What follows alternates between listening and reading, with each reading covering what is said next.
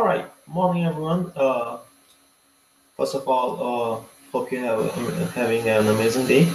Uh, so today we are going to record a workshop for release one.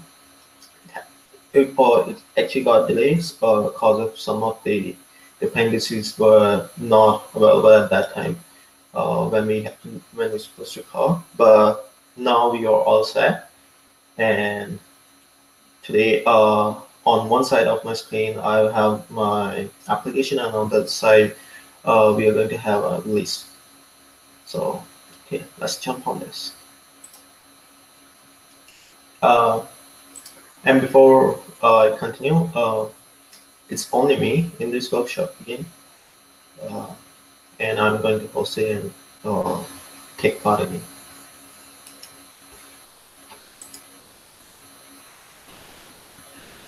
So, yes. Okay. So first of all, I would like to show you this app. We're still going through the transition of finalizing the UI. So, but this would potentially be the final UI for the login screen. Usually, whenever you use an app, you need to authenticate. Although the first story is actually you need to share a location, but let's say I will use an email or password, uh, which I already tried. So,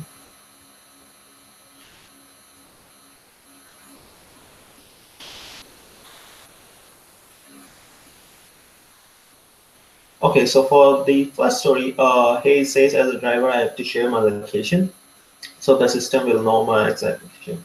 As you can see, our app is providing a dialog, and it is actually requesting the user location. So it's up to you, to the user, whether they will allow or not. If they want, then our app won't locate it, and they have to manually search for the particular location.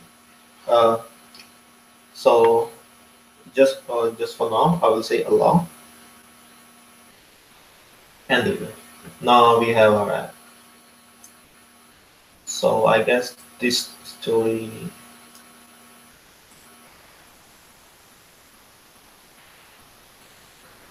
is successful, I guess. So I will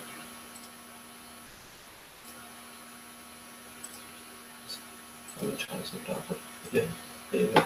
So so this story actually got passed. So we'll jump to the next story. So if in the case driver want to search for a population, then we have functionality over here where we provide a search bar and a button and some UI, and this would be part of the second race. And as you can see, this photo is actually my current location. It's in Chicago somewhere. All right. So for the second story, where we have as a user, I want to search for a location. It could be. So let's say I know I've added already some of this parking spot. Since the host will be coming in the second car, so I've added a bunch of parkings in my database, and I will show you that they actually exist in the database later. So let's say we are parking at Church Street in downtown. So so the user doesn't need to specify the whole story name or whole parking name, whatsoever the suggested name is. So he or she can enter it and press go. So there we have. So let's zoom in more later. So this is a Church Street, and this icon shows that it has one parking. So I guess this is also other.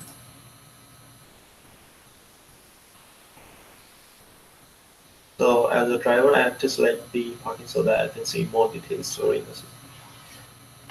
As this sounds pretty straightforward, I need to select the parking spot. So I'll select it. So I've selected the parking spot. So this was very straightforward, and I don't think so we should be doing. So as a driver, after logging in, I can view the parking and host. Oh, so for this story, what we thought is we try to change our requirements since we won't be having a larger user base right now at the start, but as we go forward, we will change this story. We will implement this story once we finish with the second list. Cause normally right now we don't have sufficient users which we can prevent them that you can see a lot of details. So considering this fact, so we thought that we will provide them the whole access, and this will be the whole requirements.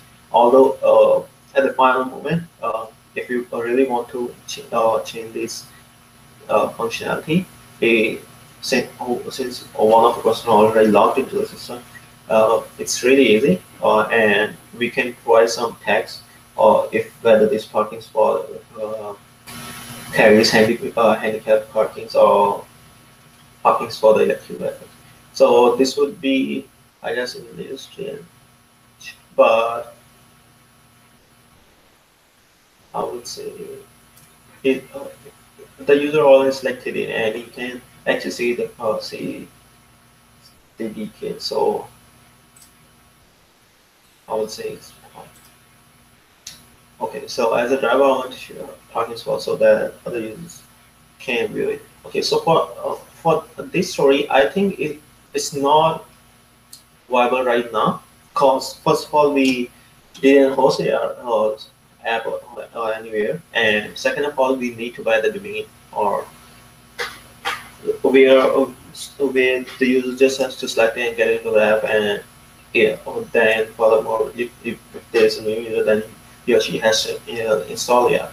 So I think uh, we we didn't find any workaround for this. The only way is that the other user has to include the parking spot, and we can only send them the parking ID and the name, or just uh, the intent. So I don't think so. It will be viable right now. So I would say we couldn't able to finish it, and we need to estimate this story. Think about this story again.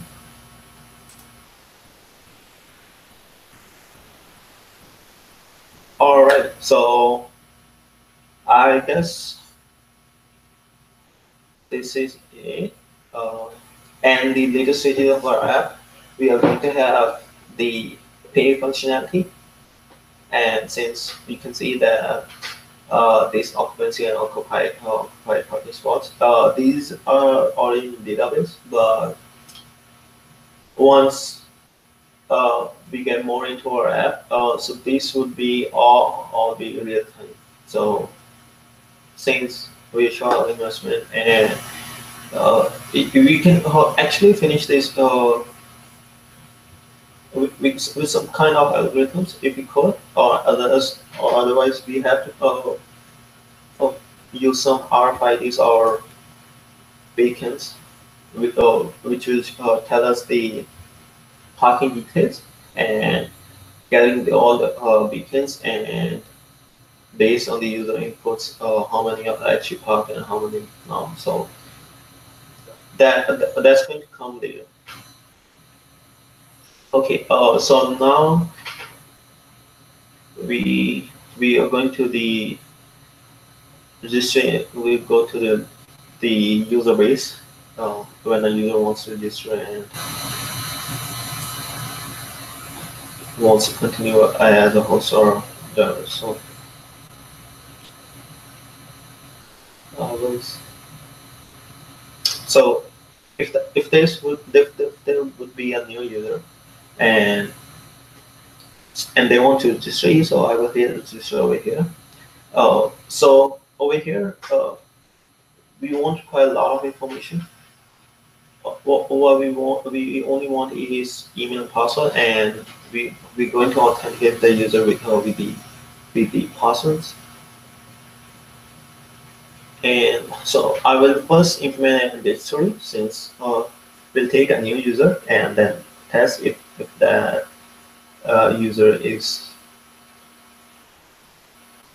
successful. So I will change the font color for this test as well, since we are not requiring any, we don't require any account number right now, because we thought that whenever a user wants to pay or pay for the parking spot, they can enter at that time. But since that would be more easier, cause it's good that we store those information in database. Also, it will be easier for us uh, to see the details, and the user doesn't have to enter again.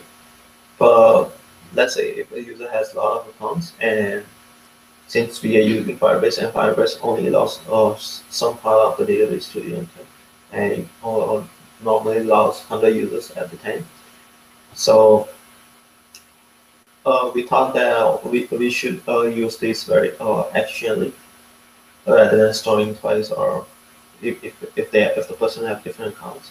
So that's why I neglected this story. So if a host wants to register into the system, but they have to specify the role. So the role is this. Um, I've already registered into the system, so I will try something new. So let's say, let's say Mr. Beckham is our host, and the criteria for the email is that it should include the @ and $, and the password should be more than 4 characters. Okay, so since we have all the fields, I will hit the register. So it will process it. So, and it will release the toast that register has been successful. I can show the users. So here we have in a database, we have this new user, and it will tell me when this person is actually and when was the last login, and we can actually use the user UID for further operations. So I guess this story. So this test is valid, well, since we don't have the whole story, we couldn't able to finish the whole story because we changed the requirement, so we will handle it differently. So when the host wants to log into some, he or she needs to provide the emails. So the last user who actually sent the system, I will try using their credentials. And there you go. Now we have our user, and you can successfully log in. And if they want to know where we have all the information, it will be in the database where we have our users. So here we have our user collection.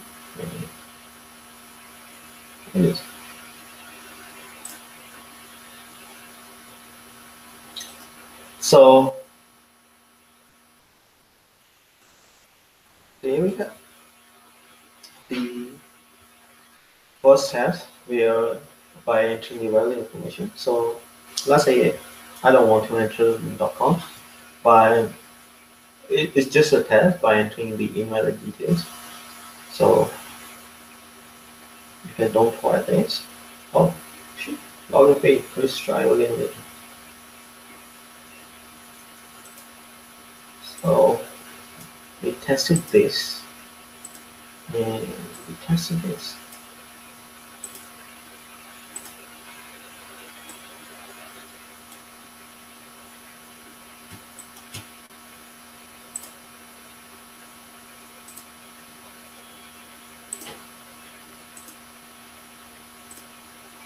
So there you go, guys. This is list one. Uh, there were some of the challenges with the map functionality. As I said, we had some dependency issues initially, but we sorted it out, and now uh, we're going to jump to the list two, where a user can actually pay for the parking spot, and they can, if that would be a host, uh, they can actually view their previously added parking spot, or if they want to add a new parking spot, they can add it to the system, and all those parking spots will have the same criteria, just like we have for some of the parking spots which we already in our map. And for the driver side, they're going to see uh, their their parkings which they have paid previously or wholly, and if they want to pay for a new parking spot, and that will be added into their user account. So this is A. Thank you guys for watching our video. Hope you have a good day.